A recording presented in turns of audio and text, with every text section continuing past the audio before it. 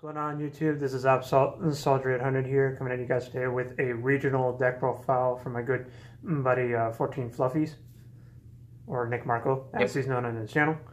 But just going to come at you guys today with his updated current Master Hero build for the current format that we're in, especially with links now in the picture.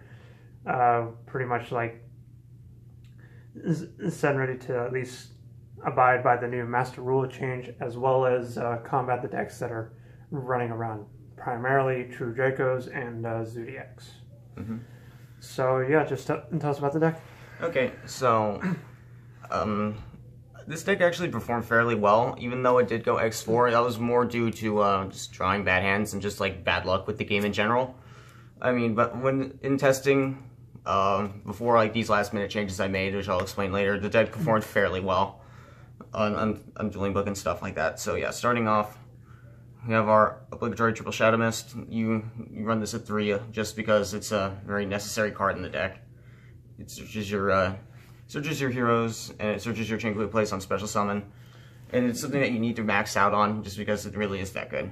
Have you found at some points where you think two is okay instead of 3? No, never. Okay. And I do see deck profiles running 2, and I feel like that's a mistake. Next up, 2 Honest Neos. I initially tested 1, found it wasn't really enough, so but 3 is kind of excessive.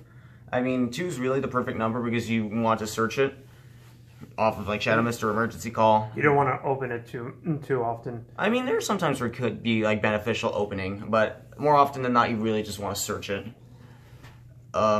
Next up, we got 2 copies of Vision Hero Vion. Something I kind of had like in the back of my head that I wished I ran 3 of, but 2 seemed to be just fine. I saw it enough. Realistically, to be honest, like I opened up Vion very often, and he carried most of my plays throughout the entire regional, just being able to go like +2 off of the Shadow Mist search to add poly, stuff like that.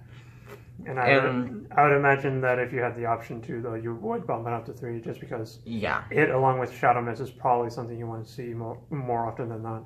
Indeed, yeah. Especially for the fact that Vion can at least dump your heroes into the grave, and if any of them have graveyard-reliant effects, such as Shadow Mist. Yeah. And another thing to consider is that it can dump, and unlike the one of Blazeman right here, Vion can actually dump any hero, not just E-heroes like Blazeman. So that means if you're running a build that runs things like Destiny Hero Malicious, this card can turbo it into the graveyard immediately.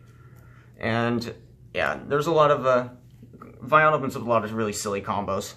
And the Blazeman, just like Vion, you primarily run these 3 just so you can dump Shadow Mist into the graveyard for stuff like Call of the Haunted and Back to the Front. The only reason why you run the 1 Blazeman is more often than not just because it's a searchable dump, because you can get it with E-Call and the Hero Lives. And the Vions and Blazeman allow you to search your poly as well. Yes, which I am running. And that's our entire hero lineup at 5 search targets is a little bit small for me normally. I don't really like to run like a 6th target. For this event, if I was running a 6th hero would be a 2nd Blazeman. For our supporting monsters, we got our 2 Summoner Monk for consistency, dump, pitch a spell, summon Shadow Mist. Pretty standard in most Master Hero builds. Yeah, in the OCG they're not really running it as much, but yeah, I don't really see why. Even though they do have Stratos at 2, like this card is still very much so a necessity at 2, especially since it's been bumped up to 2 in the OCG. And another thing is, if you do open with the spell and mass change, instead of going for your typical Shadow Mist play, you would pitch the spell to get Vion from deck, and then you'd go the +2 route with Vion, and then you'd be able to mass change Vion, and then, yeah.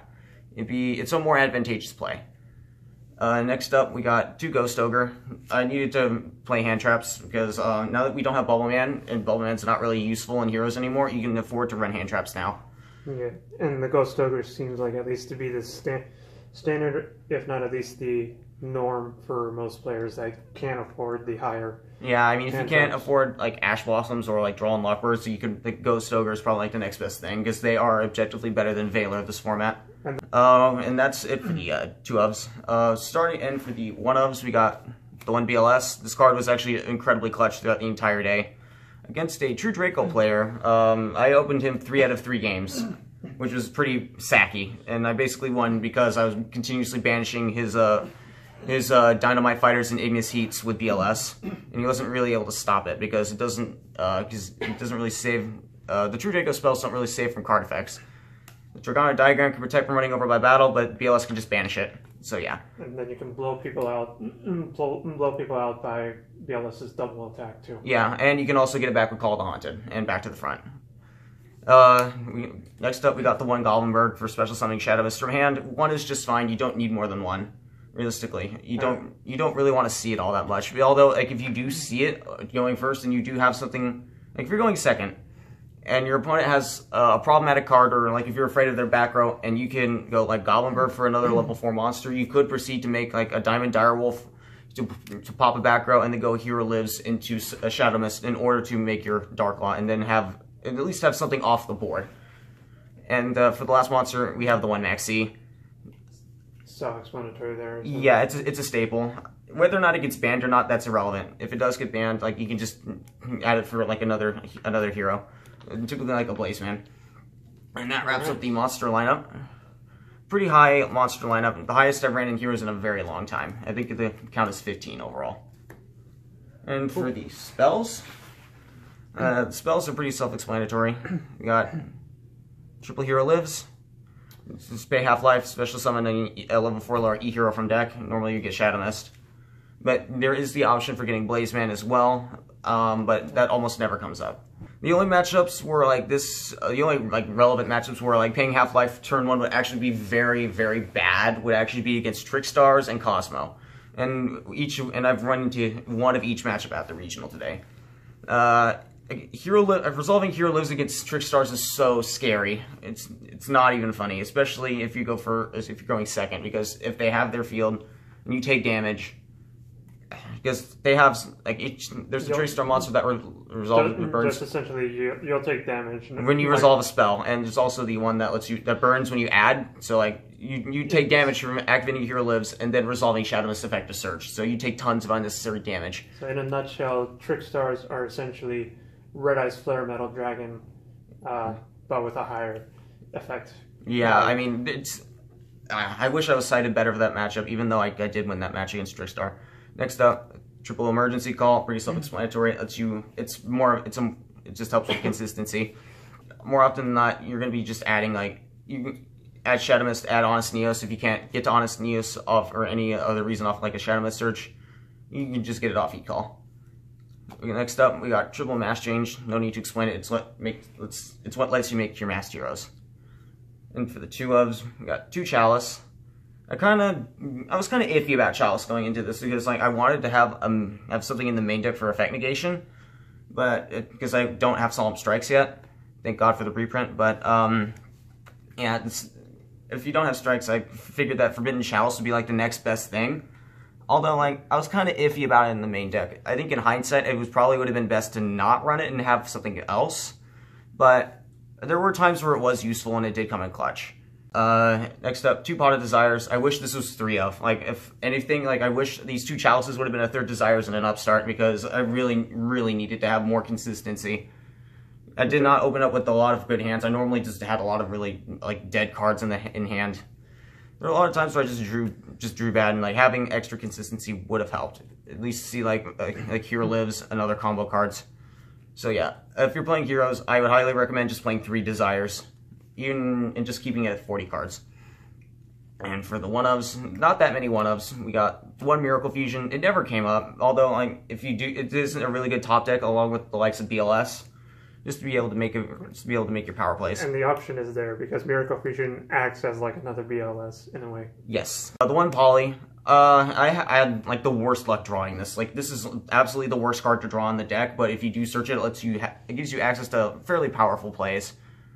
Would you consider bumping Polymerization up to 2 so that if you open 1, you have another to search with your Blazeman and Pions? No, it's kind of like the Garnet theory, where it's just like if you play multiple Garnet, you're going to be drawing them more often. This is basically, for lack of better terms, like the Garnet of the deck. Base Doug Zeef there. We got the 1 Rhoda, probably the best searcher in the deck, really, because it lets you add Vion, the Goblinberg, Shadow Mist. It doesn't let you search Honest Neos, but you have so many other ways to search it, it doesn't matter. Just warrior searches for days. Yeah, and then last spell, we got the one Raigeki. So, yeah, this card's super sacky, as always. Nothing really much to explain about it. And that wraps up the spells. It's not a super intensive spell lineup. It's just everything that it needs to be. It's to be consistent and get you to your place. It's at least 17 spells, if I remember correctly. Yeah, I mean, yeah. You want to keep the spell count reasonably high, though. And for the traps, not a really basic trap lineup. Nothing really too special. Starting off, 3 Call the Haunted. I did not go with Back to the Front for this event, and I'm really glad I did not. I'm really glad I stuck with Call the Haunted, because I was calling back Honest Neos a lot in the battle phase, calling back BLS in the battle phase, and also calling back a specific monster in my extra deck that I will be showing you very soon. But would you consider running Back to the Front, like maybe as a 1-of or even a 2-of? Maybe in future builds, but at this very moment, I like Triple Call way more. For the next 2-ups, we got Attack 2 Dark Bribe. This is debatable. Part of me really wished that these are like my bodies or like Pianissimos because I was getting Ghost Ogred a lot. And just this card doesn't really stop it. Because going first, you don't really have anything that stops hand traps, really. Because when I was doing it, like my plays would get, like my Vion would get Ghost Ogred a lot. So, it's just having a way to protect your monsters on your turn is very necessary. However, I chose to run Dark Bribes because of the utility it offered, being able to stop things like the Trickstar reincarnations. It's really good in the Trickstar matchup. However, I never saw the card against my Trickstars, and even when I did, like the Dark Bribe just got Cosmic Cycloned anyway. And then the one niche factor about Dark Bribe is that it kind of helps in your Dark Claw plays. Yeah, because it forces them to draw. Next up, another tech. We got 2 Floodgate Trapple. I ran these over Psalms, and these Floodgates were actually fairly useful. Against my True Draco matchups, this card was always amazingly good. It was always live. Whenever they would summon, like, they'd be able to chain their True Draco effects, but the cards would be flipped face down, and that would nullify like any like conditions about them being tribute summoned. Say like if the True Draco player was playing like Monarch spells or traps, like Monarch's Erupt or Domain, this would just neutralize Domain or Monarch's Erupt completely. And then with this Master Rule, Floodgate is also good against zoos and any other extra tech base. Just turn their extra tech monster face down. Yeah, especially, well, I mean, zoo strategies in particular, because they have to commit to an Exceed in their extra monster zone before they can make Missus Radiant. So if you were to Floodgate, say, like, their Borbo or their Hammer Kong. Or even their Dryden. The thing about, no, Dryden's a quick effect, and they could chain it. If there's something that they could pop with Dryden, they can chain it to Floodgate. So I guess, but unless they immediately make Dryden, that's a thing. I don't know. But more or less, Floodgate at least slows down the extra deck summons. Yeah, this card is overall just really clutch. Although you cannot Floodgate Link monsters, which is it's a very important card, a very important interaction to note. And for the last trap, we're just running the one Solemn Warning. Against it's just a stable. It's really it's really good against almost anything. Yeah. There's never a matchup where it's bad, basically, and that is the main deck at 40. Starting off with the extra deck, we got the One Vision Hero Adoration. This is the one card that I was mentioning when I was talking about Call of the Haunted, because of the fact that it has very generic fusion requirements, just requiring 2 heroes, which is very easy to make with Vion, because with the Poly Search, you can literally, if you have any 2 heroes in hand, you can just make this immediately. And the reason why this is so good and has so much utility is because you can feasibly mash change it for Anki or Darklaw, and then if you have Call of the Haunted set, you can bring it back with Call of the Haunted, and it'll be summoned to your main monster zone. Because obviously, with how the way like the extra monster zone is ruled.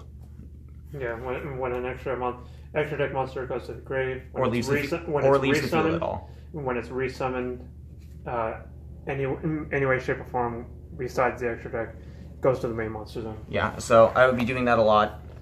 It's overall, it's like out of all the fusions that require that you fusion summon, this was by far the one I made the most. I made it at least a handful of times, and yeah, it was just really had a lot of utility. If you're playing a build of heroes that uses poly or makes fusion plays at all, you need to run Adoration as a 1-up because it is that helpful. Okay, next up we got the one Anki. It came up once. It actually is something that is a lot more useful now, simply because it lets you poke for damage with Honest Neos, and yeah, It's like you can push for damage in OTKs a lot easier with this card in combination with Honest Neos. And the fact that Enki has the ability to attack directly. Yeah, it's in conjunction with your Floodgate Trap Hole. If you Floodgate an extra deck monster, yeah, you don't have to worry about it. You just help your opponent as much time as you can. Yeah, and also in that same vein, it's also a Heartland Draco because it can just poke directly. And we got the one Nova Master. It didn't really come up at all, but the option to make it was there. And if I would have made it, it would have definitely been a blowout card if the situation was optimal for it. Next up, we got the one Shining. I did actually make it once, and this card with BLS is very deadly. Because that's by far my favorite combo with the deck back in 2015 when heroes still ran Neos Alias. When you'd go like Poly with Neos Alias plus Shadow Mist, make Shining, and then banish the 2 for BLS, and then you'd have a 32 Shining plus a 3000 BLS. Yeah, it's just a really nice combo, and it works out really well. And next up, one Koga. Didn't really make it, although the option to make it is there. The interaction between Blazeman and Honest Neos is a very real thing, because if you use Blazeman to dump Honest Neos, Blazeman will have the 2500 attack stat, and then it will become light.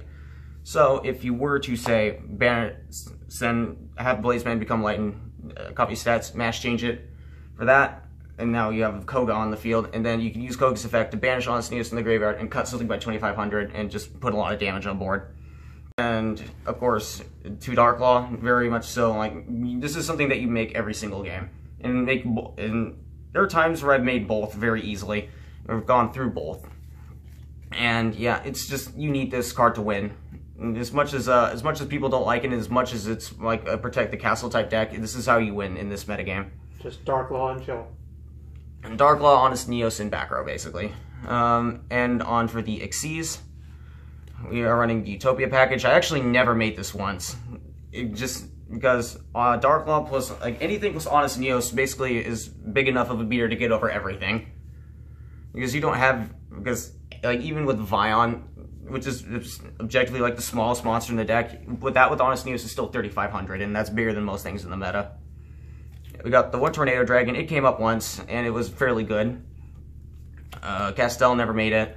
Direwolf definitely made it, because the play with this is if you have Goblinberg plus a level 4 in hand, and if you're going second, you go for Goblinberg, and then you see for Direwolf, get rid of a card on their field, and then use the hero lives to make sure your play goes through. Stuff like that. One Emerald, never really made it, but there were times where I was debating making it or not, but it didn't really matter in the long run. The one Abyss Dweller, it's in here because it's a staple, although I never made it. And lastly, got the one Decode Talker, never made it, but the potential of this card in this deck is fairly real. Yeah, and it also opens up more zones for you to summon more cards from your extra. Yeah, heroes don't really summon that much, but having the option to summon much, I mean, I'm not running Mind Control, but if I was running Mind Control, then yes, there would definitely be more times where I would have made this. And also another thing is you need to be aware of is the fact that if your opponent has a Decode Talker, do not summon Darklaw into the zone that Decode Talker points to. You're just shooting yourself in the foot, because Decode Talker will be beefed up, bigger than Darklaw, and then if you use something that targets one of your opponent's cards, Decode Talker can tribute your Darklaw and negate the effect. So be aware of that, hero players. Do not put Darklaw in the zone that Decode Talker points to. It's just not good. And that's it for the extra deck. Overall, fairly happy with how the extra deck turned out. The only thing I really wish that, I don't know, it's just, there's just a lot of free space in here now since you don't really use the extra deck all that much. But yeah, it is what it is. And for the side deck, this is going to be going through a lot of changes as well, but starting off, we got three Kaijus, we got 2 Gamma Seal and a Jizukiro. There are lots of plays that you make with Jizukiro and Gamma Seal if you open both. But yeah, that's kind of like its own discussion though, so I won't really go into it. 2 Cosmic Cyclone for True Draco and Zeus, and like anything, it's kind of like it's basically MST but better for this format. I did cite these in a lot. 2 Dark Hole. I never really saw Zeus. I only had 1 Zoo, and like I cited it in, but I never really. It just didn't. It never came up. Well, I mean, yeah, because it was a 2-0, and like I chose to go first, but didn't really have anything to stop him. 2 Twin Twister, in kind of like the same vein. Like I would often side Twin Twisters and the Cyclones in at the same time because they'd be useful for the same matchups. Although, Would you, if going forward, would you have considered playing either Twin Twisters or Cosmic Cyclones in the main deck, as opposed to both of them in the side? I see people main decking Cosmic Cyclones over Twin Twisters, but it's honestly up to preference. I didn't have room in the main deck for them. Although I could have said maybe take out and swapped out the chalices for like two of either, like for either of these, and yeah. Because at that point, if you're going second, you at least have some leeway against an opponent's back row. Yeah. Two anti-spell fragrance. I definitely want to bump this up to 3 because I ran into a lot of matchups where anti-spell fragrance would have just been a complete shutdown. I ran into one Pendulum Magicians matchup, and like having it, like if I had an anti-spell fragrance opening it, I obviously would have auto won because the only out to that would be like the Trap Pendulograph card that he used a lot. But yeah, like other than that, there were no outs that Pendulum Magicians had to this card, and obviously like against a lot of the matchups I saw, like ABCs, like that, this card slows them down massively with like their Terraforming Union Hangers. True Draco, it also kind of slows down their consistency engine with like Heart of Demise, Pot of Duality, Pot of Desires. It won't stop like their tribute summons and stuff, but it stops so much of their consistency that it's worth citing in. 2 Mirror Force, only really needed it for, it's kind of like it's more board wipes for zoos and stuff, but I only really cited it in for Trickstars because of the fact that you really need to get like their monsters off the board so you don't get burned as much. And then if you had the option to, would you play any of the other Mirror Force types besides the original? The only other one that would actually be up for consideration would be Quaking. Because Storming against, if it's not against like a super extra deck heavy strategy, would just not be as good. But yeah, like regular Mirror Force or Quaking would be like the only ones to play. Blazing is very dangerous and would not be worth running because you could potentially kill yourself with it. And you could theoretically run Drowning Mirror Force, but you should always have field presence. This isn't like a Demise deck where you sometimes don't have monsters. And for the last 2 cards, it would be 2 Summon Limit.